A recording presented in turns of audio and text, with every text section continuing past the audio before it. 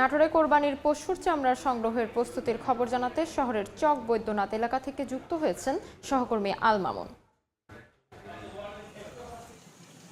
নাটোরের যে ১.৫ শতাধিক চামড়া আড়ত রয়েছে, সেই আড়তের চামড়া কিন্তু গত ১ বছরের যে চামড়া ছিল সেগুলো কিন্তু ঢাকা পাঠিয়ে দিয়ে ১.৫ শতাধিক আড়তগুলো কিন্তু এখন মোটামুটি ফাঁকা এবং লবণ কিনে রেখেছেন আড়তদাররা, যে আগামীকাল কাঁচা চামড়া আসার পর কিন্তু সেই লবণ সংরক্ষণ করা হবে। একটি বিষয় যদি আমরা বলতে পারি, চামড়া কাঁচা চামড়া যে ১২ লাখ পিস যে সংগ্রহ টার্গেট করেছে নাটোরের চামড়া ব্যবসায়ীরা, সেটি কিন্তু সম্ভব না হওয়ার সম্ভাবনা খুবই বেশি রয়েছে। সেই বিষয়টা একটা বিষয় বলি যে গত ২৪ সালের আগ পর্যন্ত যে নাটোরের ব্যবসায়ীদের কাছে বিভিন্ন ট্যানারি মালিকরা প্রায় ৭০ কোটি টাকা বাকি রেখেছেন এবং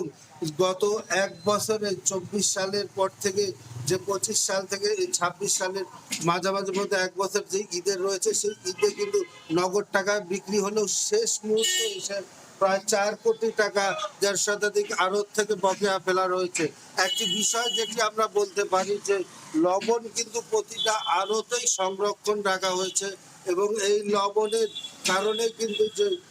কালকে যে কাঁচা চামড়া নাটোর সদর উপজেলা সহ আশপাশের জেলা আসবে, সেটি কিন্তু সংরক্ষণ করার জন্য প্রতিটি ১.৫ শতাধিক ঘরে আমরা দেখেছি এভাবে লবণ রাখা হয়েছে। তবে যে লবণের পাশাপাশি যে বিষয়টা পুঁজি সংকট, সেটি কিন্তু বড় সমস্যা হয়ে দাঁড়িয়েছে এবং আগামীকাল যে ঈদের বিকাল থেকে এই চামড়া বাজার জমজমাট হয়ে উঠবে এবং এখানকার যে ১.৫ শতাধিক আড়তে নাটোর সদর সহ আশপাশের যে জেলাগুলো চামড়া সংরক্ষণ করা হবে এবং নাটোরের এবং